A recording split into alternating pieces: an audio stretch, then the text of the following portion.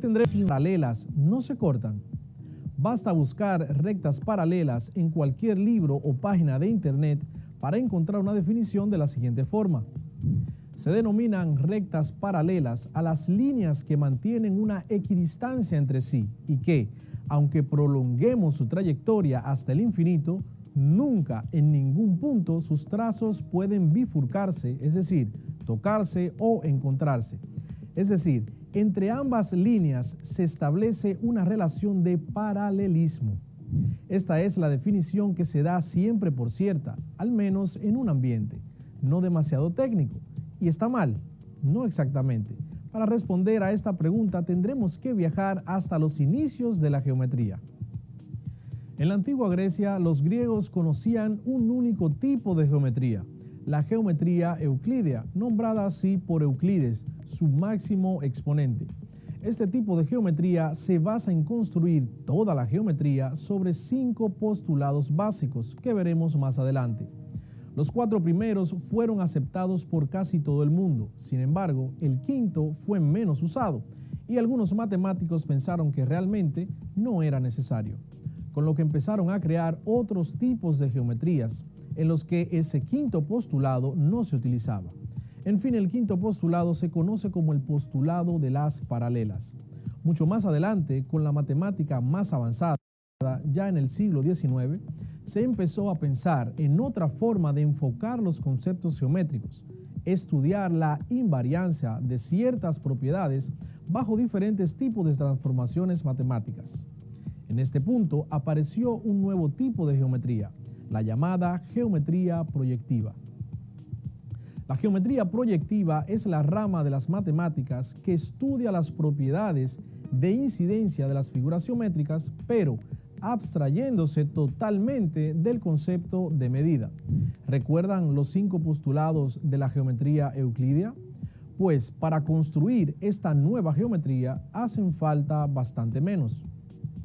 Número 1. Si cogemos 2 puntos al azar, podemos trazar una recta que los una. Y número 2.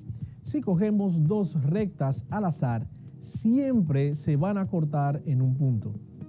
Pero, ¿y las rectas paralelas? ¿Dónde está el truco? La diferencia que encontramos está en el quinto postulado de Euclides de las paralelas, que dice: por un punto exterior a una recta, se puede trazar una única paralela a la recta dada. Este axioma en geometría proyectiva no existe, de modo que todas las rectas son secantes, es decir, se cortan en un punto. Todas las rectas que conocemos como paralelas proyectivamente se cortan en el mismo punto. ¿Dónde está ese punto? En el infinito. Las rectas paralelas desde el punto de vista de la geometría proyectiva se cortan en el infinito, pero basándonos en la geometría euclidiana, las rectas no llegan a cortarse nunca. Es algo difícil de ver si no se tienen nociones de matemáticas avanzadas, pero vamos a poner un ejemplo para verlo mejor. Las vías del tren son paralelas, deben serlo, si no el tren no funcionaría. Ahora vamos a olvidarnos de la idea de medida y entrar en la geometría proyectiva. Si estuvieras en medio de las vías del tren, ¿qué ves? Verías algo así. Desde el punto de vista, sin tener nociones de distancia, ambas barras laterales de las vías se acercan cada vez más y más. Luego, lejos en el horizonte, van a cortarse. ¿Y dónde está el horizonte? Pues en el punto llamado infinito. Es lo mismo, llamado de distintas formas. Un matemático lo llamará infinito. Un pintor de cuadros lo llamará punto de fuga. Pero, ¿es esto cierto? Más que matemática parece filosofía. Pues sí, es cierto. Es más, en el siglo XX, el propio Einstein, apoyándose en los exhaustivos desarrollos geométricos de los matemáticos del siglo XIX, consiguió demostrar que, a gran escala, el universo se puede interpretar mejor con estas nuevas geometrías que con el rígido espacio euclidiano.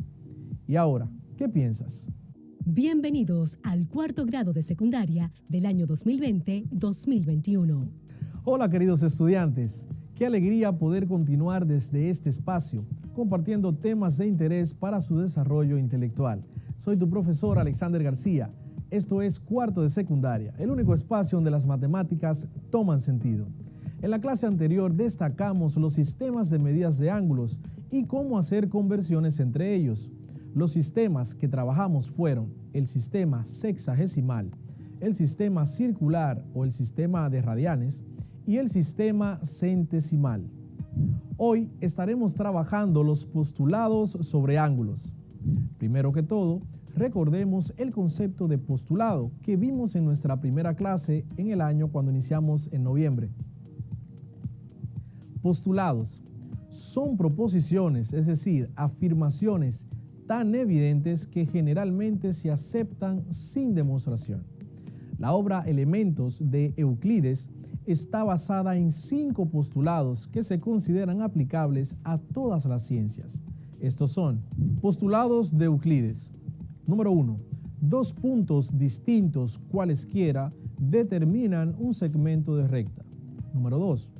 Un segmento de recta se puede extender indefinidamente en una línea recta. Número 3. Se puede trazar una circunferencia dados un centro y un radio cualquiera. Número 4. Todos los ángulos rectos son iguales entre sí. Número 5. Si una recta M corta a dos rectas P y Q de tal forma que la suma de los ángulos interiores sobre el mismo lado de M es menor que dos ángulos rectos, es decir, menor que 180 grados, entonces las rectas P y Q se cortan en el lado de M en el que la suma de los ángulos interiores es menor que dos ángulos rectos. De los muchos sustitutos creados al quinto postulado de Euclides, el más usado es el de John Playfair, matemático y físico escocés, el cual dice: por un punto exterior a una recta pasa solo una paralela a esta recta. Claro está, esto es cierto hasta que entramos en el campo de la geometría proyectiva, como mencionamos al principio, donde este postulado no aplica.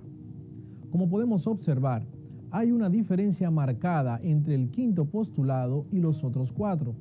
Durante más de 2000 años, numerosos matemáticos trataron de demostrarlo sin tener frutos, debido a que este postulado de las paralelas es independiente al resto de los postulados, por lo cual no puede deducirse de ninguno de ellos.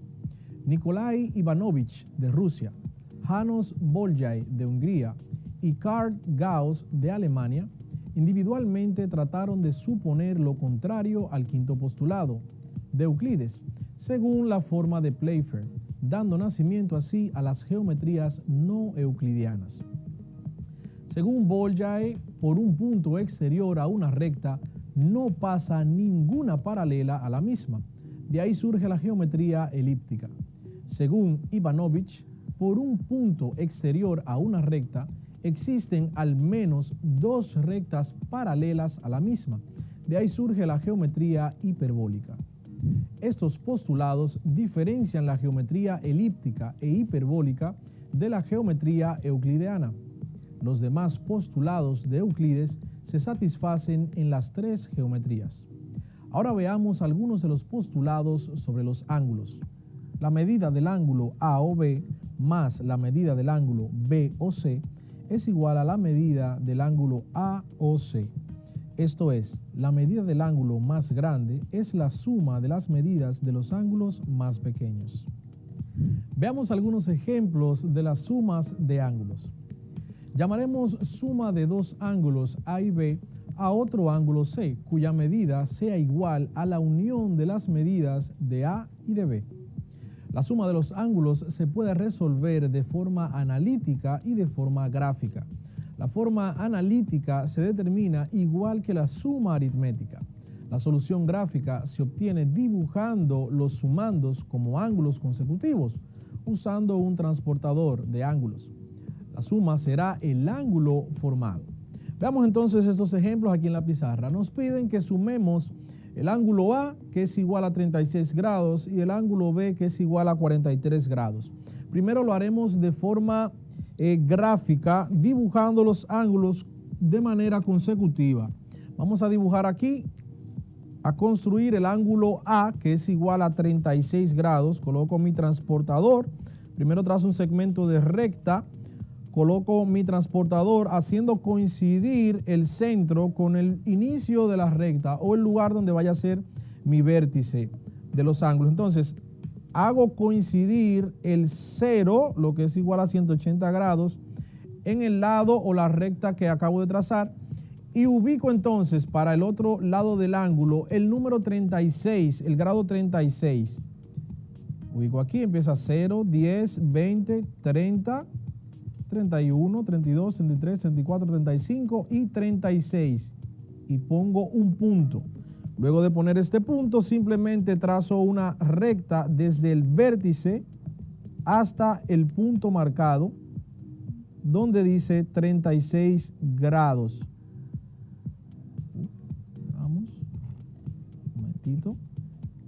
Trazamos esa línea hasta el punto marcado. Ya tenemos ahí el ángulo A que mide 36 grados. Luego, de manera consecutiva, trazamos entonces el ángulo B que mide 43 grados. Para trazar un ángulo de manera consecutiva, tomamos uno de los lados, no importa el que sea, y hacemos coincidir el centro con el vértice, que será el vértice en común, y el 0 o 180 grados coincidirá con el lado en común que tendrán los dos ángulos consecutivos. A partir de ahí entonces contamos, el ángulo B es igual a 43. Tenemos aquí el 10, 20, 30, 40, 41, 42 y 43 por acá. Trazamos de igual modo la recta que los une. Y ahí está. Esta sería la suma del ángulo A que mide 36 grados. Este aquí sería, vamos a nombrarlo para que estén identificados. Este sería el ángulo A. Y aquí sería el ángulo B. Entonces, este es el ángulo A que mide 36 y este es el ángulo B que mide 43. Entonces, la unión de ellos dos sería la suma, que en total sería igual, si lo podemos medir con el mismo transportador, tendríamos un total para esta suma de 79 grados. Entonces el ángulo resultante, vamos a ponerlo por aquí, vamos a poner ángulo R, ángulo resultante igual a 79 grados. Esa es la forma gráfica de resolver la suma de los ángulos. Veamos de inmediato la forma analítica, que como dijimos es tan sencillo como hacer una suma aritmética. Sería entonces el ángulo A igual a 36 grados más el ángulo B igual a 43 grados. Por tanto, el ángulo resultante, vamos a nombrarlo R, ángulo R, será igual a sumar 36 más 43 para un total de 79 grados. Así se resuelve de manera analítica. Veamos el siguiente ejemplo. Ángulo M igual a 12 grados. Ángulo N igual a 20 grados. Nos piden la suma. Lo hacemos primero de la manera gráfica, construyendo los ángulos uno a continuación del otro. Hago coincidir el centro del transportador con el punto donde será el vértice. En mi caso he escogido el inicio de la recta. Hago coincidir la recta con el 0 o el 180 de mi transportador y cuento ángulo de 12 grados, el ángulo M. Entonces tengo aquí 10, 11 y 12. Es un ángulo pequeñito. Trazo mi recta que unirá el vértice con el punto que acabo de marcar, equivalente a 12 grados. Ahí tengo entonces el ángulo M igual a 12 grados. A continuación de este, usando el mismo lado en común, trazo entonces el ángulo N que es igual a 20 grados. Coloco el centro de mi transportador en el vértice y hago coincidir el 0 con el lado que será en común de los dos ángulos. Y entonces encuentro ahora el ángulo N, me dicen que es igual a 20 grados. Está por aquí, 10, 20 grados. Por tanto, Trazo entonces la línea que unirá el punto del vértice con el punto donde el ángulo mide 20 grados. Y ahí está, este sería el ángulo N. Ángulo N. La suma de estos ángulos sería el ángulo resultante que va desde N hasta M, porque están de manera consecutiva. Entonces, ese sería el ángulo resultante, que si lo medimos entonces completo, esto sería un ángulo igual a 32 grados. Es muy sencillo, es muy práctico hacerlo así de manera gráfica. Entonces hacemos finalmente de manera analítica, utilizando una suma aritmética sencilla. El ángulo M igual a 12 grados más el ángulo N igual a 20 grados. El ángulo resultante será igual a 12 más 20, que nos da un total de 32 grados. De esta manera, entonces, podemos aplicar el postulado de la suma de los ángulos, que recordamos simplemente equivale a sumar la medida, sea analíticamente o sea de manera gráfica. Ahora veamos entonces el postulado acerca de los complementos de los ángulos, o sea, el postulado del complemento de un ángulo. Dos ángulos son complementarios si suman 90 grados. Estos dos ángulos, un ángulo de 40 grados y un ángulo de 50 grados, son ángulos complementarios porque a la hora de sumar sus medidas, el resultado es un ángulo de 90 grados. Fíjate que juntos hacen un ángulo recto, pero los ángulos no tienen por qué estar juntos. Estos dos ángulos también son complementarios. Un ángulo que mide 27 grados más un ángulo que mide 63 grados. El resultado es 90 grados. Ahora veamos algunos ejemplos de cómo calcular el complemento de un ángulo. Ya vimos que el postulado del complemento nos dice que la suma de dos ángulos, si es igual a 90 grados, entonces esos ángulos son complementarios. Nos piden aquí que determinemos el complemento de estos tres ángulos. Es muy sencillo, más de lo que crees. Si observas, según el postulado, la suma de esos ángulos debe dar 90. Por tanto, para determinar el complemento, simplemente debemos restar 90 grados, que es el total del ángulo que nos están dando. Entonces, complemento del ángulo A será igual a 90 grados menos, ¿cuánto es el ángulo A? 50 grados. Es muy sencillo. El complemento entonces del ángulo A será igual a 90 grados menos 50 grados. Muy sencillo. Eso es igual a 40 grados. ¿Cómo compruebo si mi resultado es correcto? Muy sencillo. Solamente debo sumar el ángulo complemento que obtuve como resultado más el ángulo que me están dando. Si el resultado es 90 grados, entonces sí lo hice correctamente y sí ese es el complemento del ángulo que andaba buscando. Vamos al siguiente. Complemento del ángulo B. El ángulo B mide 35 grados, entonces eso será igual a 90 grados menos 35 grados que mide el ángulo B. Para un total de, si calculamos aquí, 90 menos 35, 90 grados menos 35, eso nos da un total de 55 grados.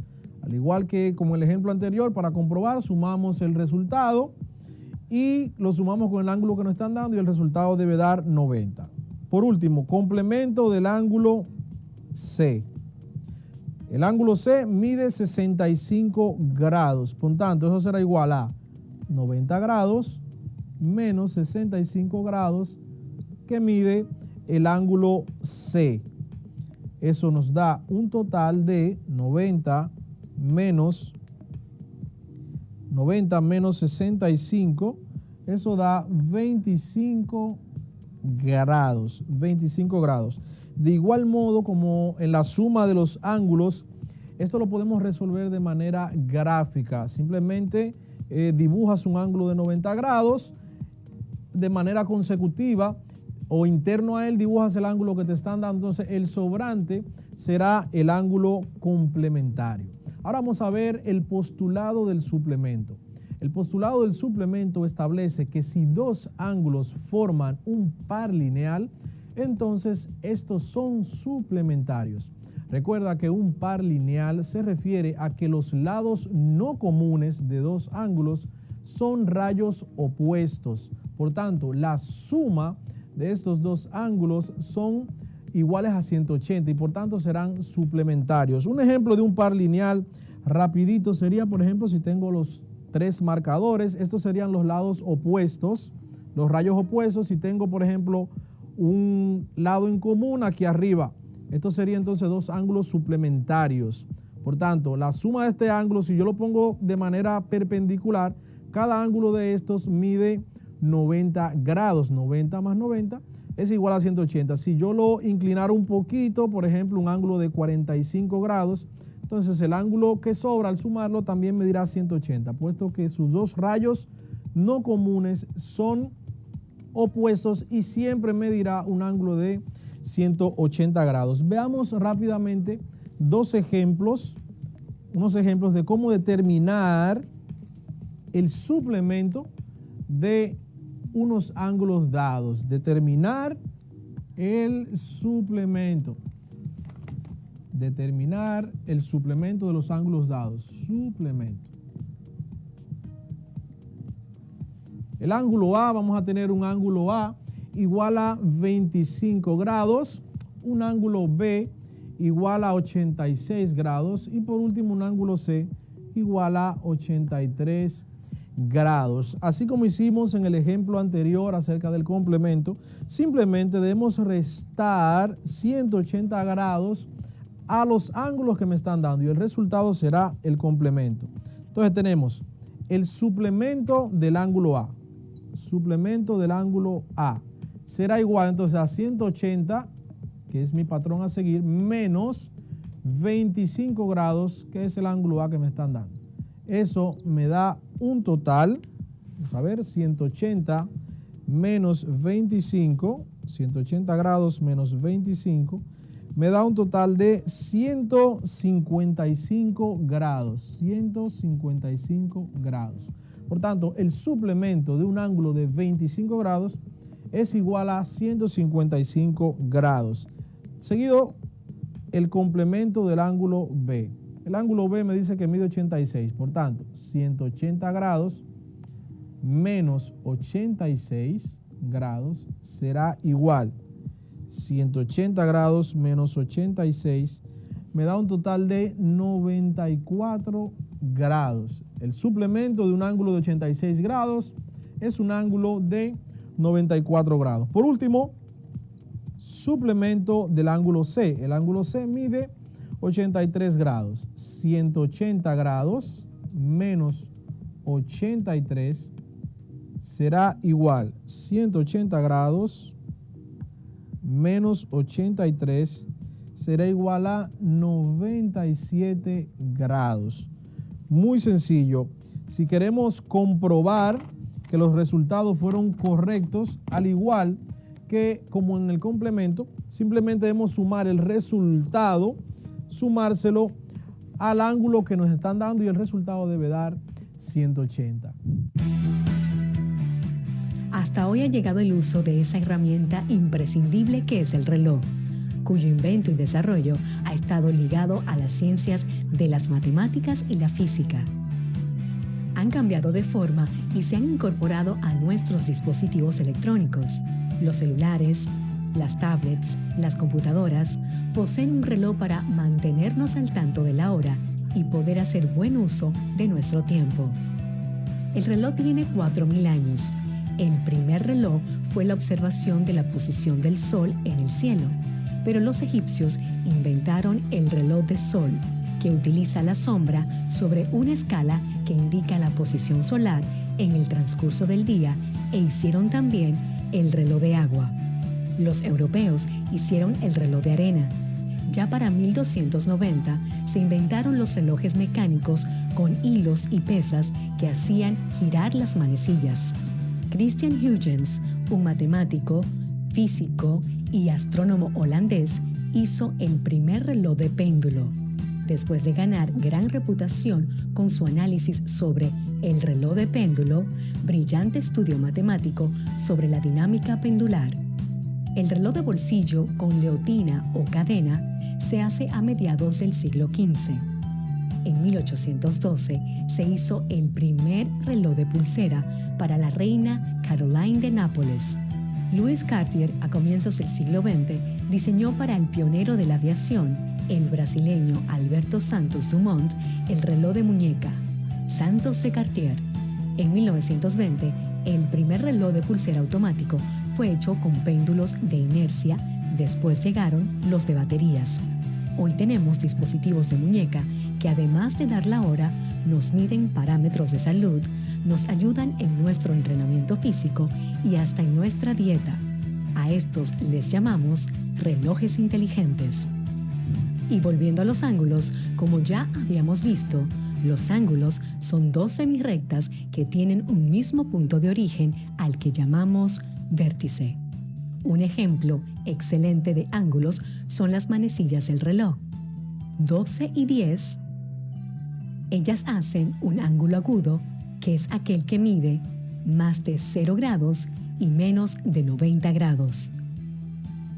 3 de la tarde, ellas hacen un ángulo recto, que es aquel que mide 90 grados. 2:55, ellas hacen un ángulo obtuso, que es aquel que mide más de 90 grados y menos de 180 grados. 6 de la tarde, ellas hacen un ángulo llano, que es aquel que mide 180 grados. Para las 12, ellas hacen un ángulo completo, que es aquel que mide 360 grados. Podemos ver ángulos en todas partes.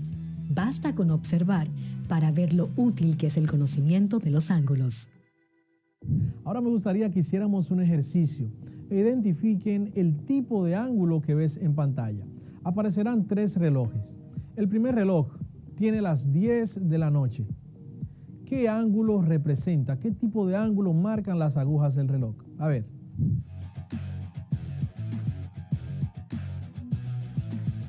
Excelente, un ángulo agudo. Un ángulo agudo, te recuerdo que es aquel que mide más de 0 grados y menos de 90 grados.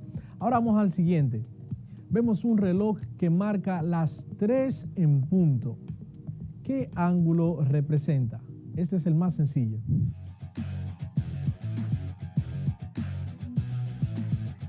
Exacto, un ángulo recto. El ángulo recto, te recuerdo que es aquel que parece una L, que tiene forma de L y que mide siempre 90 grados. Por último, veamos este reloj que tiene marcado las 5:30. ¿Qué ángulo representa? A ver.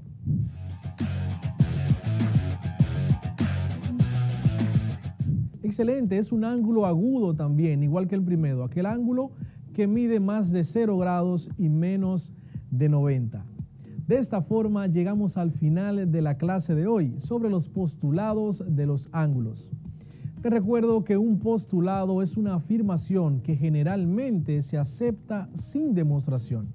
El padre de la geometría, Euclides, su obra Elementos, estaba fundamentada en 5 postulados que aún siguen vigentes hoy, dentro de los cuales el quinto, conocido como el postulado de las paralelas, ha sido el más renombrado, puesto que no fue aceptado por muchos matemáticos de la época.